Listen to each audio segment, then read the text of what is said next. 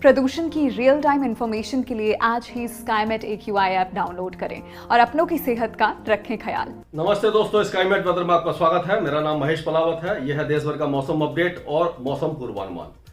हमने देखा कि जो मई का शुरुआती दौर था उसमें प्री मानसून गतिविधियां हुई थी उत्तर भारत में और पूर्वी भारत में लगातार जारी है और उससे तापमान गिर गए थे और पूरे भारत से हीट वेव हट गई थी। लेकिन अब एक बार फिर से वेदर सिस्टम हट गए हैं और जो बारिश की गतिविधियां वो पूरी तरह से रुक गई हैं और उत्तर भारत के लिए और मध्य भारत के लिए अच्छी खबर नहीं है, क्योंकि इसमें अब तापमान बढ़ने वाले हैं। और हमने देखा था कि मार्च का महीना, अप्रैल का महीना बहुत ज्यादा गर्म रहा था, क्योंकि कोई वेस्टर्न डिस्टर्बेंस अच्छा नहीं आया था और लगातार जो गर्म और शुष्क हवाएं थी वो तापमान को बढ़ा रही थी। एंटी साइक्लोन मार्च के दूसरे सप्ताह में ही पश्चिमी राजस्थान पर आ गया था, जिससे कि घड़ी की दिशा में जब हवाएं चलती हैं तो बलूचिस्तान, सेंट्रल पाकिस्तान और थार डेजर्ट से ये गर्मी लेकर के आ रही थी और बसंत ऋतु इस बार देखने को नहीं मिली, यानी कि मार्च में जो सुहावना मौसम होता था वो देखने को नहीं मिला।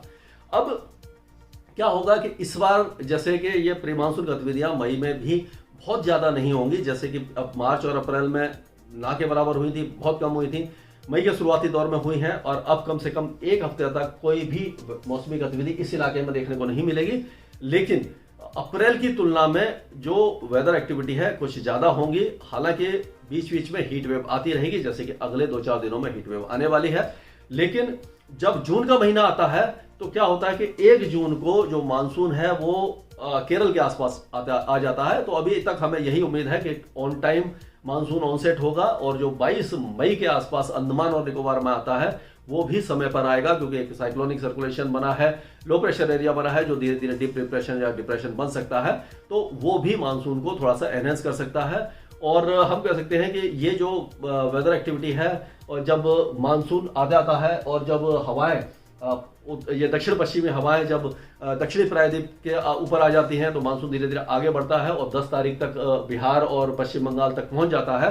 और 10 तारीख के बाद से यानी कि 15 तारीख के आसपास जब हवाएं इस तरह से घूमती हैं और उत्तर भारत तक जो नमी वाली हवाएं पहुंचती हैं तो उस समय तापमान भी काफी ज्यादा होते हैं और जो नमी बढ़ती है तो उस कारण क्या होता है कि जब तापमान ज्यादा होते हैं, नमी आती है तो गरजने वाले बादल बन जाते हैं। तो जून के महीने में प्री मानसून गतिविधियां शुरू हो जाती हैं उत्तर भारत में और उत्तर पश्चिम भारत और मध्य भारत में। लेकिन तापमान इतने ज्यादा होते हैं, जो बारिश की गतिविधियां होती हैं वो थोड़ा सा राहत तो देती हैं, लेकिन उमस इतनी ज्यादा हो जाती है, डिस्कम्फर्ट बढ़ जाता है।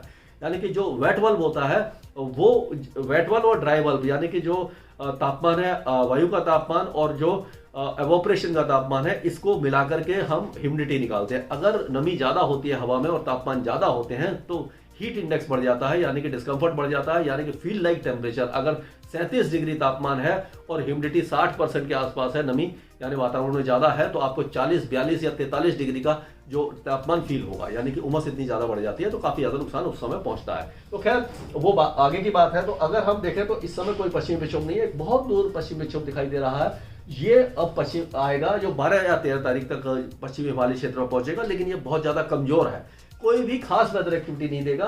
गिलगिट बाल्टिस्तान, मुजफ्फराबाद, हिमाचल और जम्मू कश्मीर के ऊंचे पहाड़ों पर ये छुटपुट बारिश की गतिविधियां देगा। इसका असर उत्तर भारत पर देखने को नहीं मिलेगा। तो हम कह सकते हैं कि 12-13 तारीख तक पंजाब, हरियाणा, दिल्ली, उत्तर प्रदेश और राजस्थान के ज्यादातर इलाके शुष्क और गर्म रहेंगे और तापमान धीरे धीरे बढ़ेंगे। लगातार इसमें वृद्धि होगी अगले 3-4 दिनों तक। तो क्या होगा कि राजस्थान में हो सकता है कि इस हफ्ते के आखिर तक यानी 5-6 दिन के अंदर तापमान 45, 46 और 47 डिग्री तक पहुंच जाए और उसी तरह से दिल्ली में भी 43-44 तक तापमान पहुंच सकता है, जो बहुत ज्यादा गर्मी देगा। और जो दक्षिणी हरियाणा है, राजस्थान, दिल्ली, दक्षिणी उत्तर प्रदेश और मध्य प्रदेश के कई इलाके हीट वेव की चपेट में आ जाएंगे।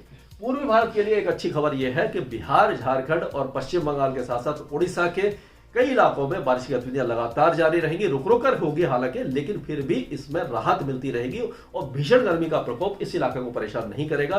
और पूर्वोत्तर राज्यों में भी बारिश की गतिविधियां लगातार जारी रहेगी, हालांकि कम ज्यादा होती रहेंगी, लेकिन बहुत ज्यादा इसमें डिफरेंस नहीं आएगा।